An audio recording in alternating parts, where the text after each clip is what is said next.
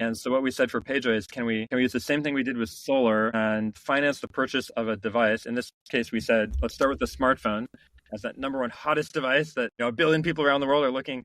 I want to get into the smartphone economy. Like, it's the 21st century. You need a smartphone if you want to participate. And basically, like a home mortgage, this is really cool. Like, the reason I can get a mortgage at a really low rate is because the bank knows I don't want to get kicked out of my house.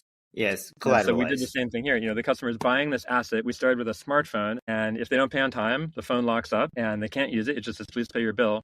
But that actually works really well for customers. The magic, the nuance in here is like, there's some collateral that improves customer repayment behavior, but if they pay on time, they don't lose access to anything. So it's not like an alternative people would do is they, pawn their phone to get money for something else, and they have to physically leave the phone.